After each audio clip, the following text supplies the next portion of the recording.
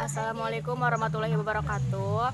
Nama saya Mita Rosita dari kelas 12 MIPA 3. Di sini saya akan menjelaskan tentang sistem pemerintahan Indonesia tanggal 18 Agustus 1945 sampai 27 Desember 1945.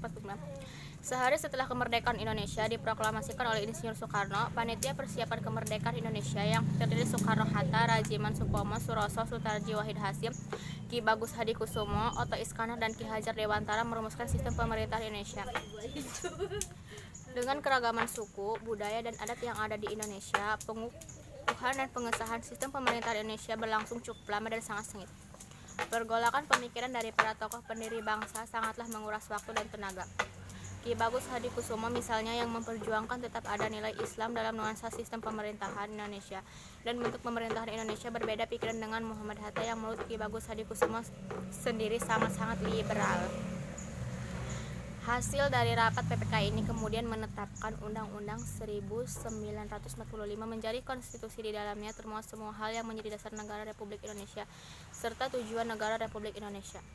Selain itu, hasil rapat juga menetapkan bahwa sistem pemerintahan presidensial yang sangat tepat dan relevan dengan situasi dan kondisi di Indonesia. Rasionalisasi kuat yang disampaikan Soekarno pada saat itu adalah bahwa Indonesia memerlukan eksistensi dan pengakuan dari negara-negara lain. Untuk itu diperlukan stabilitas ekonomi dan politik bagi negara baru. Untuk menjawab hal itu, maka sistem presidensial dianggap tepat karena tidak sama sekali menekankan kepada nilai kapitalisme dan juga sosialisme, namun ada dalam keseimbangan di antara keduanya. Syarif 2013 menceritakan kembali kelas sejarah situasi rapat PPKI.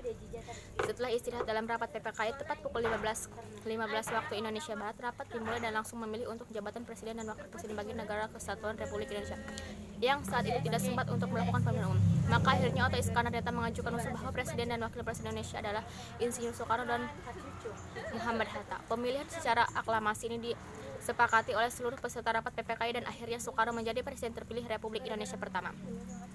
Sistem pemerintahan Indonesia yang menganut presidensial saat itu belum terlaksana dengan baik dan secara utuh mempresentasikan rakyat Indonesia. Hal ini dibuktikan belum adanya lembaga legislatif khusus DPR yang pada saat itu masih pada proses pembangunan lembaga-lembaga di Indonesia.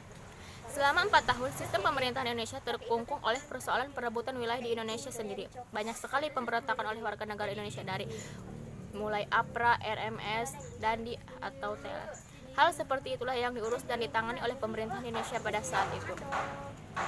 Kemudian, sistem pemerintahan presidensial yang notabene memberikan kewenangan untuk presiden dalam hal perumusan kebijakan, malah hal ini tidak terkontrol karena presiden tersendiri yang lebih banyak mengambil andil dalam perumusan kebijaksanaan dan penempatan kebijakan.